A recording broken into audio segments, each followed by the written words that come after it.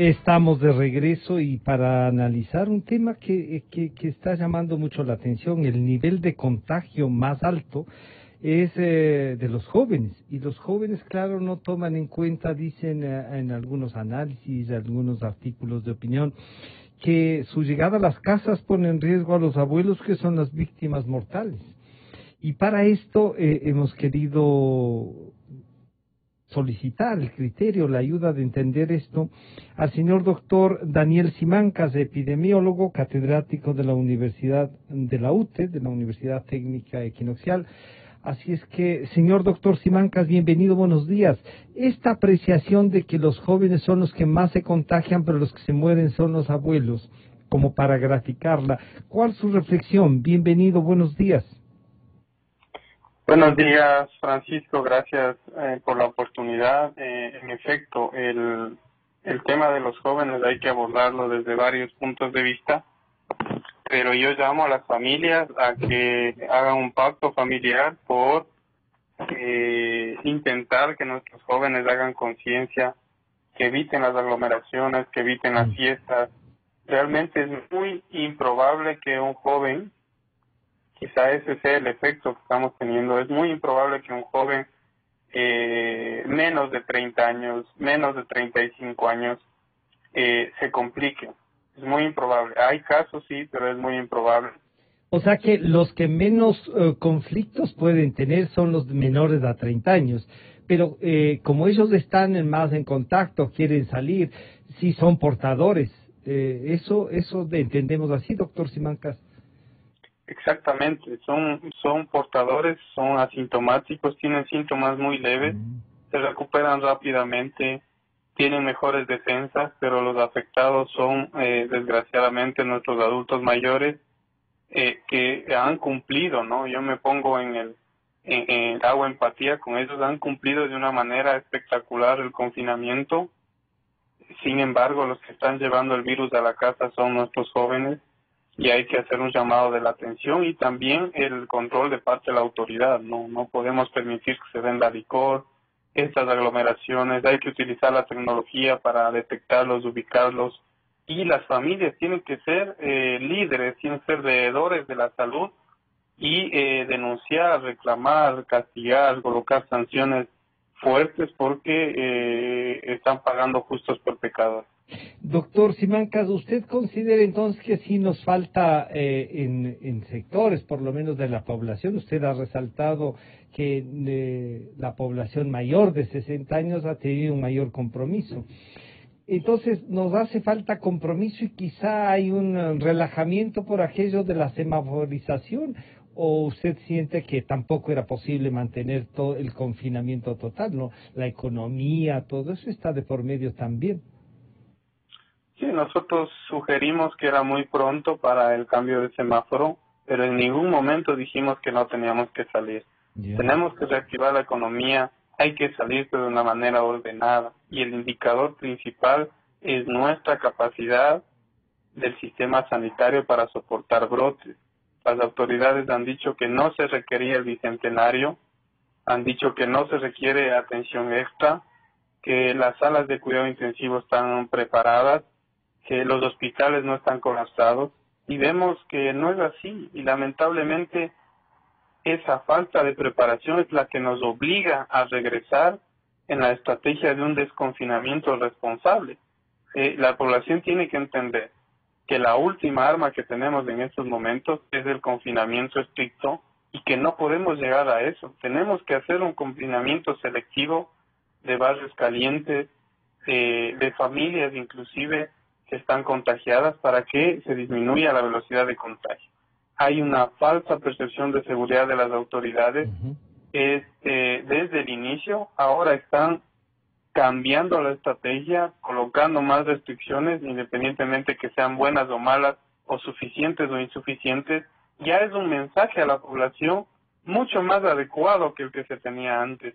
Si se da el mensaje que se aumentan las restricciones, es porque estamos teniendo serios problemas en los hospitales. En la realidad.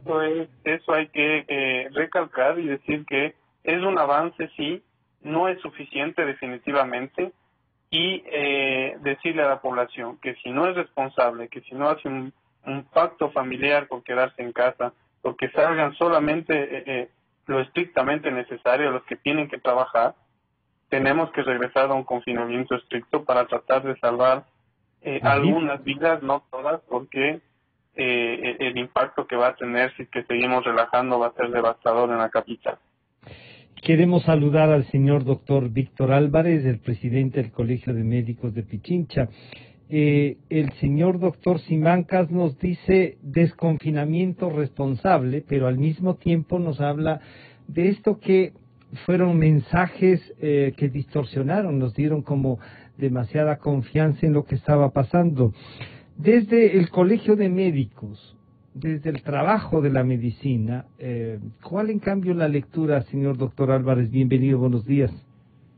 Muy buenos días, un saludo a Daniel, un saludo a usted, doctor Rocha. Bueno, la misma percepción tenemos nosotros, este falso sentimiento de seguridad que emanaban las declaraciones por parte de los sectores oficiales ocasionan que la población sienta una tranquilidad, un sentimiento de tranquilidad que no es el real, y obviamente esto culmina o termina en un relajamiento de las medidas de bioseguridad. Hemos visto que últimamente ha habido más medidas más restrictivas, pero que las consideramos incluso no muy adecuadas, pero insuficientes en ese sentido, y además tardías. El hecho de tener el arma esa, el confinamiento selectivo, del aislamiento por zonas, nos parece positivo, pero cualquier tipo de acción que sea así de radical, que implique no solamente el confinamiento de un sector, sino el confinamiento incluso de una familia, necesita medidas sociales alternativas, porque los que hemos vivido el aislamiento, lo que vivimos el aislamiento por algún familiar con COVID positivo, fuimos testigos del abandono total que se tiene esa familia. Lo único que se tiene es una llamada por teléfono a averiguar si es que tiene algún síntoma. Una vez a los 30 días llamó una psicóloga a ver si es que estábamos durmiendo bien, si había algún problema de violencia en el domicilio, y nada más. Usted está abandonado a su suerte, a ver si tiene alimentos, si tiene medicina, si tiene necesidades, nadie. Entonces, para tener este tipo de medidas y que se complementen y que sean efectivas, necesitamos medidas sociales. Si no, vamos a tener a futuro un cambio a un aislamiento total, pero en el papel. Nadie va a poder controlar eso. Nadie va a poder controlar, y no es por irresponsabilidad, es por necesidad. Porque en algún momento hay la disyuntiva, o nos morimos de hambre en la familia o nos morimos de COVID. Y ahí es cuando salen las personas y fallecen en la calle, no porque son irresponsables, sino porque fueron a buscar comida, fueron a buscar recursos, o incluso fueron a buscar una medicación y su salud no les permitió y fallecieron en la calle. Yo quisiera recordar, para pedirles una reflexión, la señora ministra de Gobierno, doña María Paula Romo, nos decía ayer en un diálogo y sobre lo que el COE un poco tiene que trabajar, ¿no? Esto fue lo que nos dijo ayer. Algunas personas dicen, ¿por qué no hacemos, por ejemplo, lo mismo que se hizo al inicio de la pandemia, con un confinamiento total? Un confinamiento total a estas alturas yo diría que es casi imposible. Imposible, porque realmente una cosa es decirle al país entero, quédese en su casa, guárdese en su casa, no salga para nada. Los primeros 15 días, las primeras 3 semanas, todavía las personas tienen la paciencia, la alacena, las compras, el dinero probablemente de sus actividades o de sus salarios del mes anterior. Hoy, después de que han transcurrido más de 120 días desde el inicio de la pandemia, la situación económica no es la misma, la situación psicológica no es la misma y la necesidad de confinamiento tampoco es la misma. En un primer momento es indispensable detener las personas, la circulación, detenerlo todo para poder ponernos al día, para poder tener más pruebas, una especie de confinamiento total no es ni lo conveniente ni lo posible. Estas eran las declaraciones del día de ayer de la ministra, que un poco coincide con lo que nos ha dicho del señor doctor Álvarez y también del análisis del doctor Simancas. Pero claro, los dos han puesto algunos reparos al decir, no sé si eran oportunas o quizá nos faltó tiempo, decía usted, el señor doctor Simancas. ¿Cómo equilibrar entonces esta parte, ¿no?, de la decisión política, de lo económico, y claro, y diferenciar también una cosa que puede ser una epidemia a esto que es una pandemia, doctor Simancas? Bueno, respecto al equilibrio, ellos tenían que ver el equilibrio. Era responsabilidad de la autoridad. Ellos salieron con un mensaje de relajamiento, salieron 2 meses antes a decir que se abrían las playas, que se reanudaba el fútbol, que hay como visitar a la familia. Esas declaraciones, ¿usted sabe cuántas muertes causaron? Cuando nosotros salíamos a decir, claro que por supuesto que hay que activar el empleo. Hemos pasado un proyecto al municipio para la reactivación responsable de las empresas con protocolos de bioseguridad desde la universidad. No es que estamos en contra de que se reactive el empleo, sea mal entendido, o que queremos confinar porque nos gusta el confinamiento. Estamos hablando de cifras, estamos hablando de muertos, estamos hablando de profesionales muertos de la salud, enfermos. Eso estamos hablando. Y responsablemente ahora decir que no se puede confinar, que se debe reactivar, pues eso lo tenían que pensar antes de dar estos mensajes de relajación. Ahora, obviamente, la población tiene que entender que no fueron acertadas esas comunicaciones, esos mensajes, exactamente, que hay que cambiar el discurso y que, obviamente, un confinamiento estricto, como lo hemos dicho, es la última estrategia que podemos permitirnos si es que la población no entiende. Si la población se relaja demasiado, si no ha entendido las disposiciones, regresar a un confinamiento también es una señal. Quizá por 2 semanas. El confinamiento estricto es que... Más allá de que no se lo pueda controlar, doctor. Más allá de que no se pueda controlar, independientemente que se lo pueda controlar, es un mensaje fuerte a la población. Si usted sigue saliendo y cambiando el mensaje, obviamente, si usted sigue poniendo rótulos en los hospitales de una empresa que vende licor, pues ¿qué clase de mensaje estamos hablando? Si usted dice que se pueden reunir los familiares y que se permiten las bebidas alcohólicas, ¿qué es lo que hace un ecuatoriano? Se toma un pequeño vaso de cerveza, mantiene el distanciamiento, y eso es lo que hace un ecuatoriano, por favor. Somos irresponsables. Debemos tomar en cuenta todo las costumbres y la cultura nuestra, ¿no? Las formas. Esta es una parte de la concepción de la salud. Cada población, las comunidades indígenas, las personas de Chillogallo, las personas de Calderón, tienen una concepción diferente de su salud. Los indígenas, eso tiene que entender el Ministerio de Salud, la concepción cosmovisión de la salud es importantísimo. Si uno no tiene síntomas, ¿cómo le hace entender a una persona que podría contagiar? Solo ese mensaje le pongo para que vea lo importante que es la educación y las reglas enérgicas ante una población que quizá no está suficientemente capacitada para un desconfinamiento responsable. Señor doctor Álvarez, si no estamos capacitados y los medios hacemos un esfuerzo diario, recurrimos a ustedes para las explicaciones, buscamos salidas, el Colegio de Médicos nos podría ayudar también entonces, más allá de que podemos puntualizar lo que le corresponde a la autoridad, la organización social, usted ha dicho la familia, nos han dicho varias cosas. ¿Cómo reforzar esto para tomar conciencia y volver un poco al camino que ustedes advirtieron, pero que no ha sido necesariamente el tomado, doctor Álvarez? A ver, yo comparto con lo que dice el doctor Simancas, Daniel. en todo lo que compartimos esa situación. El mensaje que se está dando, lo que hemos estado dando, el mensaje es de que la situación es peligrosa, no debe haber un relajamiento, no se debe perder ese respeto y ese temor que debe haber de la población hacia el virus. Esos mensajes subliminales de abrir las playas, de que salgamos hacia salgamos los sectores públicos, a los familiares, que salgamos a los parques, que que ya el fútbol ya se va a reactivar. Lo que crea es un mensaje a la población diciendo si hay eso. Ya estamos.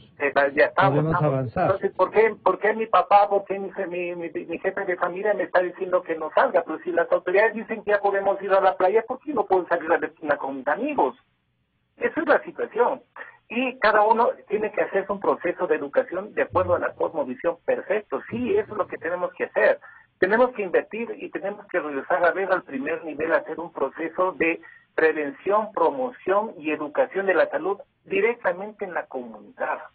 De acuerdo a eso, nosotros no tenemos que simplemente limitarnos a tener las propagandas en los medios de comunicación y ya, no, tenemos que como profesionales de la salud, como trabajadores, como Estado responsable a la comunidad. ¿Con qué objeto? Con el objeto de ser promotores de el mensaje y ser los habilitadores a los dirigentes de la comunidad. Ese mensaje tiene que reproducirse y tiene que integrarse en la comunidad, lo que se llama el empoderamiento. La comunidad tiene que empoderarse en ese sentido. Entonces, ahí tiene que haber la formación de lo que se habla de los vigilantes epidemiológicos, que de vigilantes no solamente es la palabra para que vigilen y sea una acción punitiva o de pesquisa de pacientes, sino todo un proceso de acompañamiento tanto en el aspecto sanitario, en el aspecto social y en el aspecto humano. Se tiene que hacer en ese sentido algo importante. Se tiene que enviar el mensaje y realzar algo que tenemos los ecuatorianos muy fuerte, pero está en este momento relajado, que es la solidaridad. Tenemos que ser solidarios entre todos. No hay otra alternativa, doctor. La situación es grave, no tenemos medicinas para, no hay un tratamiento profiláctico, es decir, para evitar, no hay un tratamiento directo para curar atacar y destruir a la SARS-CoV-2, no lo hay. Esas famosas fórmulas mágicas, aguas benditas, etcétera, etcétera, no les sirven, no tenemos vacuna, entonces lo único que tenemos es que trabajar en el sitio, ¿en dónde? En el momento de la contención y de la transmisibilidad, de hacer una contención adecuada para que el avance no sea tan elevado, tengamos una transmisibilidad controlada y poder dar la capacidad, un respiro al sistema sanitario y que el sistema sanitario para poder responder, ¿no? Así responda de una manera adecuada. Esto es difícil teniendo en cuenta que entramos a una pandemia con un sistema sanitario muy débil, muy desproporcionado, sin presupuesto, con desvinculación de profesionales y trabajadores de la salud. En este momento esas son las consecuencias. Debemos dejar ¿Estuvo desestructurado el sistema de salud desde su punto de vista, doctor Álvarez? Así es, ingresamos con un problema de un sistema de salud muy débil por estas situaciones, con disminución de presupuesto, con un proceso de desvinculación de profesionales y trabajadores de la salud. Entramos a una pandemia y ahora vemos las consecuencias en ese sentido. Además, con un sistema sanitario que tiene más una proyección hacia el sistema curativo y que ha abandonado o ha dejado a un lado el primer nivel, que es la base, que es el nivel de prevención, promoción y educación de la salud. Señor doctor Simancas, en esta ronda, para finalizar, a los dos les pediría entonces una visión de lo que debemos hacer y qué esperanzas debemos tener en las vacunas. ¿Qué tiempo ustedes como profesionales prevén que, de darse el hecho de que las vacunas estén probadas, se comiencen a producir? El Ecuador no debe quedarse y el ministro de Salud nos dijo en estos micrófonos que sí, que ya está llegando a acuerdos con los posibles productores de estas vacunas. ¿Qué preveemos en el futuro con todo esto, señor doctor Simancas? Bueno, yo para finalizar, no felicito realmente un activismo que ha hecho Víctor en favor de los médicos. Me alegra mucho compartir ahora el espacio. Yo soy más positivo con el tema de vacunas que con el tema de medicamentos. Soy un luchador a muerte de la parte farmacéutica contra la industria, contra el monopolio de las farmacias. No creo que estos fármacos antirretrovirales logren mejorar a los pacientes, pero una vacuna estoy muy convencido que lo podemos lograr, pero no tan pronto como se lo dice, ¿no? Quizá a finales de año tengamos alguna esperanza, pero lo más probable es que a mediados del próximo año podamos vacunar y quizá las personas más vulnerables que en este momento necesitan más, nuestros adultos mayores, mujeres embarazadas, personas con enfermedades crónicas. Mi mensaje final es a las familias a que hagan un pacto familiar por el autoconfinamiento, que instruyan a sus hijos, que no salgan, que son los portadores ahora. No son momentos para visitas familiares, para salidas del parque. Hay que luchar, hay que presionar a la autoridad sanitaria para que apoye a las familias que menos tienen. Este confinamiento, esto no puede seguir sin el apoyo social a las familias. Nadie habla de dejarlos desamparados y se tiene que formar epidemiológicamente el tema de los rastreadores. Se debe contratar, se debe estimular, se debe actuar con la academia, por ejemplo, con los estudiantes de los últimos años, que colaboren con el rastreo de contactos, con un seguimiento diario, como dice la normativas internacionales, no llamándole cada mes a ver si vive o muere, un seguimiento estricto y de igual forma un llamado a el autocuidado, a no automedicarse. No hay fármacos para la prevención, no se inyecte vitamina C, no gaste su dinero con eso que se inyecta la vitamina, podría comprar muchas frutas para poder sobrevivir y soportar estos tiempos difíciles. Es un tema también de denunciar la corrupción de los que venden falsos medicamentos, de los que se quieren hacer dinero con el dióxido de cloro, por ejemplo, los que quieren aprovecharse de la ciudadanía para darles falsas esperanzas. También hay que denunciar a esas personas.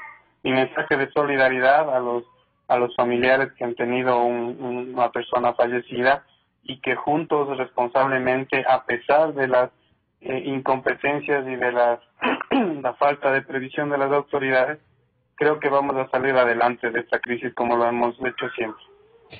Señor doctor Álvarez, entonces, y al saludar, digo así, en virtud de lo que nos ha dicho el doctor Daniel Simancas, y de la experiencia de la ciudadanía, saludar a los médicos, al personal de salud del Ecuador, que ha demostrado, más allá de lo que en otras épocas nos decían, había que traer extranjeros para que se comprometan con la salud, ¿no? El Ecuador, en cambio, está descubriendo, entre estas cosas, descubre la corrupción, se la desnuda, pero también descubre profesionales comprometidos con ganas de hacer cosas.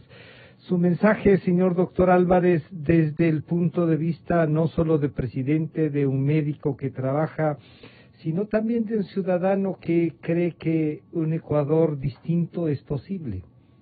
Bueno, ante todo el mensaje, evitemos la automedicación, evitemos todos aquellos actos que van a afectar más la salud, incluso que en momentos son más peligrosos que la pandemia, que el coronavirus, el COVID-19, que son la utilización de medicamentos o compuestos que no están adecuadamente respaldados por estudios internacionales, y lo único que hacen es enriquecer a ciertos sectores a costa del sufrimiento y de la desesperación de la población. Como dijo Daniel, en este momento es un momento en el que tenemos que ser solidarios, en el que tenemos que trabajar todos en conjunto. No es el momento en polemizar, ni tampoco es el momento en hacer acciones en contra de uno o de otra persona, sino fortalecer el proceso solidario. Los ecuatorianos tenemos eso, tenemos un alto espíritu solidario, un valor que es muy importante, que es la solidaridad, y eso tenemos que hacerlo. Tenemos que también dejar de actuar en ese aspecto del individualismo. Tenemos que trabajar en común, pensar no solamente en Dios, sino en todos. El compromiso familiar debe extenderse al compromiso comunitario y ayudarnos. Nosotros necesitamos la ayuda de la población. El profesional de la salud, el trabajador de la salud está haciendo todo su esfuerzo, estamos trabajando incluso en guardias de 12 a 24 horas, lo que ocasiona un desgaste físico y sobre todo un desgaste mental y psicológico. Necesitamos la colaboración de la población que nos apoye, nos ayude. ¿Y cómo puede hacer eso? Siguiendo las medidas de bioseguridad, evitando el relajamiento y sobre todo siendo solidarios entre ellos. Jóvenes, si ustedes quieren salir, pónganse a pensar que quizás a ustedes no les va a dar mucha sintomatología, aunque sí existe un riesgo, porque hay un porcentaje de jóvenes que también pueden tener sintomatología grave y crítica e incluso llegar a la muerte. Pero el hecho de que ustedes salen de esa situación de libertad que se desea en ese momento, puede ocasionar que se transmita el virus hacia sus padres, a sus abuelos, a sus hermanos, y tener una familia afectada y, quién sabe, en un supuesto no consentido, algún miembro que tenga un desenlace ya muy grave, muy crítico y fatal. Es el momento de unirnos. Los ecuatorianos podemos hacerlo. Creo que esas frases, si en los momentos de gran problema bélico estábamos todos volcados a las calles, pues ahora todos tenemos que estar volcados a nuestros hogares, todos tenemos que ser solidarios y todos tenemos que trabajar por un futuro mejor del país, de la salud y sobre todo un futuro mejor de nuestra familia. Nuestra familia es el eje de la sociedad y en este momento también es el eje de la contención de la pandemia. Entonces trabajemos en ese sentido. Somos seres humanos todos, tenemos todos el mismo miedo de infectarnos, entonces no hagamos acciones que en este momento puedan ser satisfactorias y a corto o mediano plazo puedan ser las cosas que nosotros nos tengamos que arrepentir y que nos cuesten la vida de nuestros familiares. El desconfinamiento responsable nos han hecho notar nuestros dos invitados, a los que agradecemos. Han estado con nosotros el señor doctor Daniel Simancas, epidemiólogo y catedrático de la Universidad UTE, y el doctor Víctor Álvarez, presidente del Colegio de Médicos de Pichincha. Enseguida volvemos.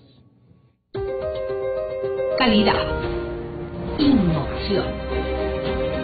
Completamente democracia. Inicio de espacio promocional y publicitario. Sociedad Funeraria Nacional SFN, siempre pendiente de tus necesidades. Nos encontramos atendiendo con todas las normas de bioseguridad.